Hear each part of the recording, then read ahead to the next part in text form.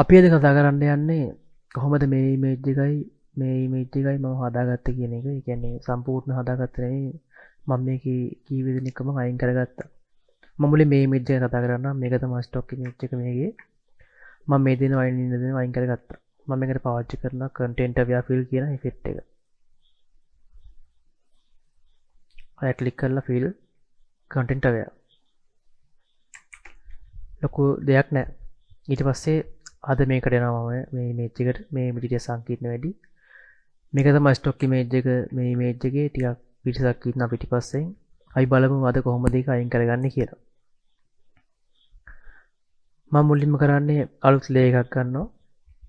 ලේ එකක් කරන් පොඩ්ඩක් බලන්න ඕනේ. දැන් මේ වගේ හරියනම් මෙයාව අයින් කරගන්න පුළුවන් අපිට මේ විත්තියේ තියෙන ටෙක්ස්ට් එක අරගෙන.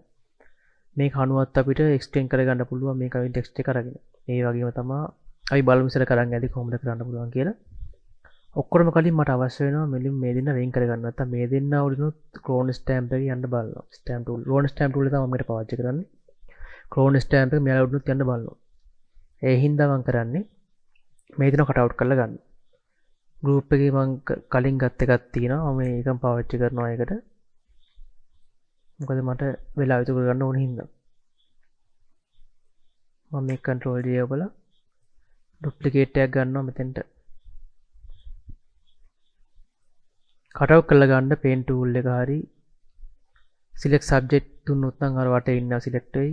pen tool එක පාවිච්චි කරන්න. මම pen tool එක පාවිච්චි කළා තමයි මේ එයාලා වෙන් කරගත්තේ.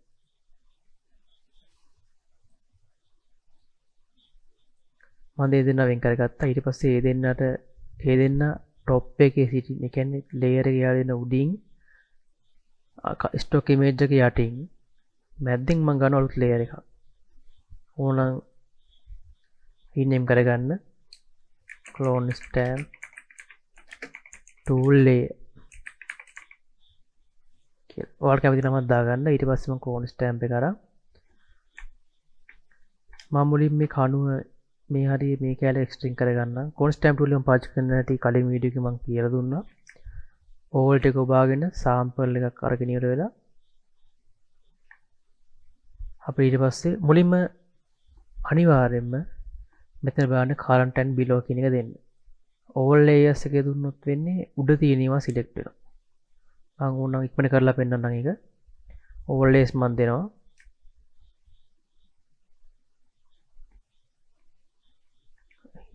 මම all layer එක මේක එතන හරියන එක නැහැ. මම ඉන්න මොනවාදී යක්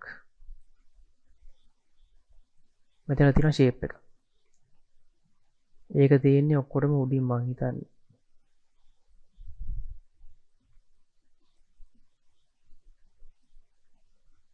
clone stamp layer මම උඩින් දා ගන්නවා.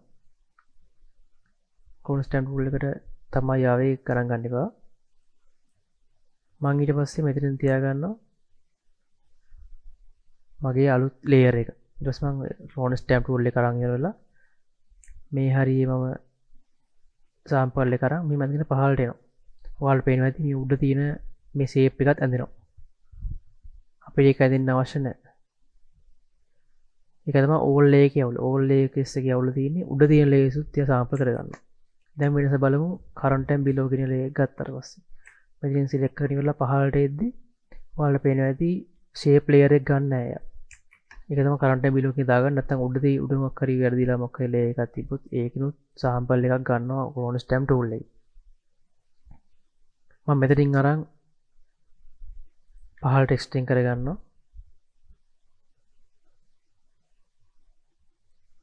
ඉතින් select කරන පහළටදී ආයෙත් මෙයාගේ ඔළුවේ කෑල්ලක් මතුවෙන්න බලනවා. ඒ හින්දා පොඩි තැන් වලින් තියාගෙන පහළට එන්න.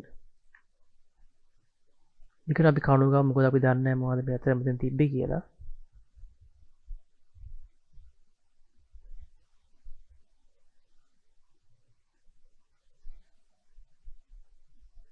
ඔයාලා මේ හරිම ලේසි.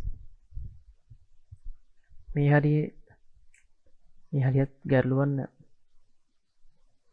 මේ හරිය පොඩ්ඩක් බස් එක හાર્ඩ් කරගත්තා නම් හොඳයි. මම ඕල්ට් එක ක්ලික් ඔබාගෙන mouse එක right click ඔබාගෙන පහළට ඇද්දේ.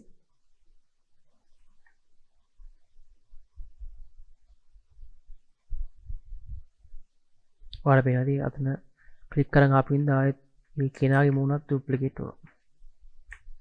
මම හින්දා කාලේ මෙතන එක සැරයක් තියලා මෙතන ටිකක් ටැප් කරගන්න එකපාර.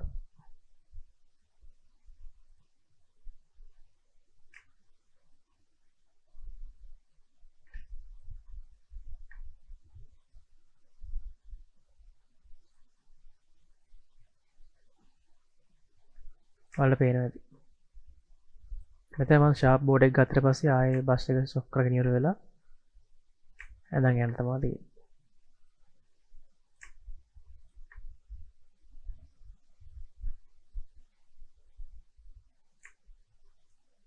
මෙතන මේ කළු පාටක ඩබල් වුණාට අවුලක් නැහැ, කිසි ගැටලුවක් නැහැ. මොකද අපි ඇත්තටම පිටිපස්සේ මොකක්ද තිබ්බේ අපි දන්නේ නැහැනේ. දැක්කද? උඩින් මං යෙදෙන වෙන්ක ගත්ත තිබ්බේ වාසිය. කොණ්ඩේ කියන එක උඩින් යන්නේ කොණ්ඩේ වගේ කිසි ගැටලුවක් නැහැ. ඒ කොණ්ඩේ කියන එක ගැන කිසි බය වෙන්න දෙයක් නැහැ.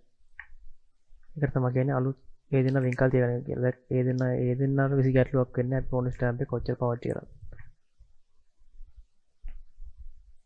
ඔයාලා පේනවා ලස්සනට ඒ දෙන්න වෙන් යනවා. ඒ ටික හරි. ඊට පස්සේ මෙතන කිසි අවුලක් නැහැ මං හිතන්නේ. මේ පිටිපස්සේ තියෙන කැලලත් මං හිතන්නේ ගැටලුවක් නැහැ. ඒක කියන්නේ පේන්නේ නැහැ කෙනෙක් වගේ. ඉතින් මම පොඩ්ඩක් බලන්නකෝ කොට. මෙයාගේ ඔළුවේ කැලලක් තියෙන එක නේ. මේ පිටිපස්සේ මූණක් තියෙනවා වගේ මම මේ කැලලත් අයින් කරගන්නවා ඉක්මනට. මෙතනින් මම ක්‍රෝන් ස්ටැම්ප් එක ගන්නවා. සාම්පල් එක නම් පහට ඇදලා යනවා.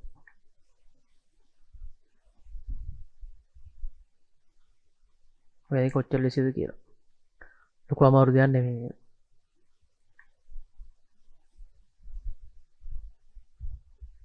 ඔයාලා මේ කොණ්ඩේ ලස්සන බේරෙනවා. ටිකක් කාන්තාවමයි කොණ්ඩේ කියන එක ටිකක් ගැටලුවක් වෙනවා එඩිට් කරන්න ආවා. එඩිට් කරන තැනට ආවට පස්සේ මම ලොකුට පැහැදිලි කරන්නේ නැහැ. මොකද ඉක්මනට වීඩියෝ කර ගන්න ඕනේ. ඔයාලට බෝරින් වෙනවා. ගොඩක් දිග වීඩියෝස් බලුවා. මම ඒක තමයි බැලුවේ.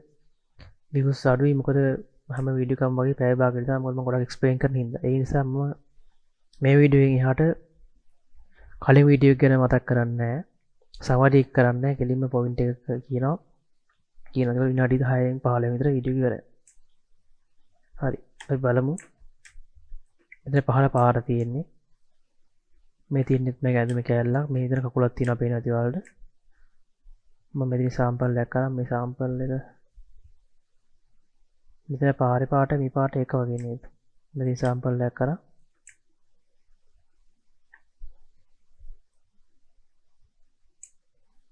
ඔව්. එතන හොඳයි.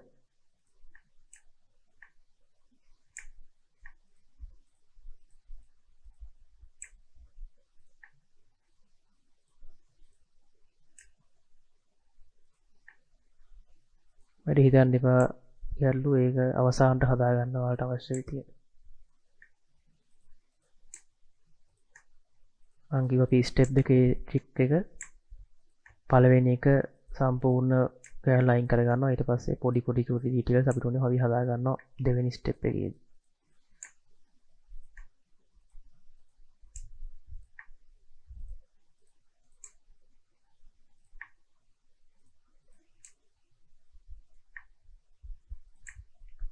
මම හිතන්නේ තේරුණා වැඩි.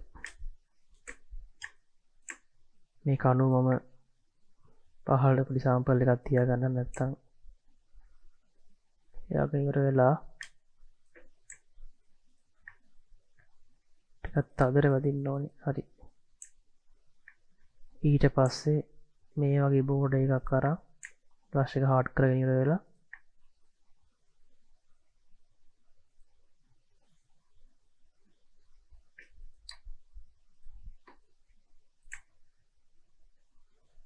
ඔය වගේ තියාගන්න. එකම දකිද්දී ඔය වෙනස තේරෙන්නේ නැහැ. ඕන්න අපි කර්ව් ඇඩ්ජස්ට්මන්ට් ලේයර් එක අවසානට දාගමු. ඉක්මනට මම මේවත් අයින් කර ගන්නවා වෙලා ගන්න නැතුව.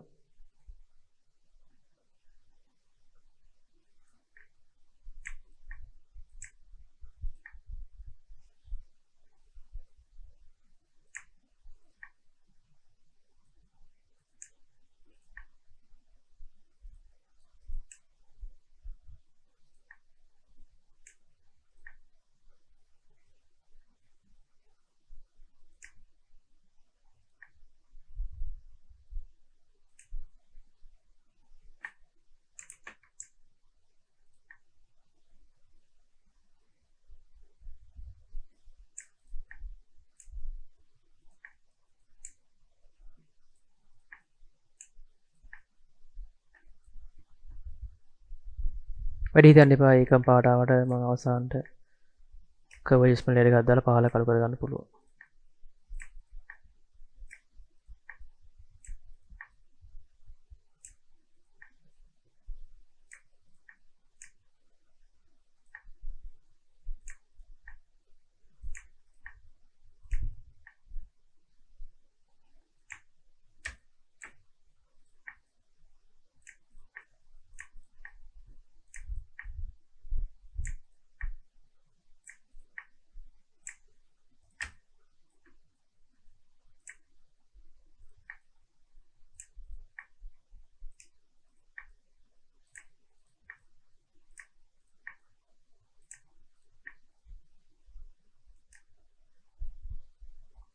හරි. දැන් තියෙන විදිහට කර්ව් ඇඩ්ජස්ට්මන්ට් ලේයර් එකක් දාලා පොඩ්ඩක් අඳුර කරගන්න. කර්ව් මම මේක ක්ලිප් කරගන්න මාස්සේ ක්ලිප් කරන්න මෙතනින් ඕල්ට් එක බ්ලොක් කරන්න පුළුවන්. එහෙනම් පොඩ්ඩක් දැන් ඩාර්ක් කරගෙන ඉවර වෙලා කන්ට්‍රෝල් I වල ඉන්න කරගන්න මාස්ක් එක. පස්සේ ගන්නවා soft round brush එකක්. soft round ඕනේ. 4 එක 110ට ගැටු කරගන්නවා.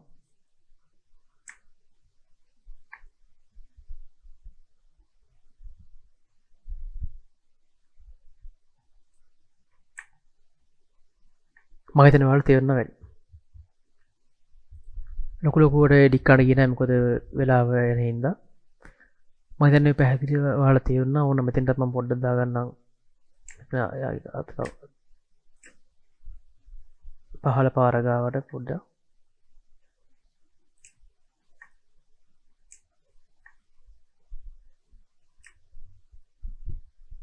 මම හිතන්නේ තේරුණා. ඔය පොඩි පොඩි ඩීටේල්ස් ඇඩ් කරන තරමට වැඩි තාත්වික වෙනවා. හරි මං එනවා ඔයාලා අනිත් වීඩියෝ එකේ හම්බෙන්නම්. ඔය channel එකට subscribe කරන්න, like කරන්න, කලින් videos බලන්න මගේ. අනිවාර්යෙන් comment එකක් දාන්න අමතක කරන්න එපා. එහෙනම් මම ගිහිල්ලා එන්නම් අනිත් වීඩියෝ එකේ ඔයාලා හම්බෙන්න.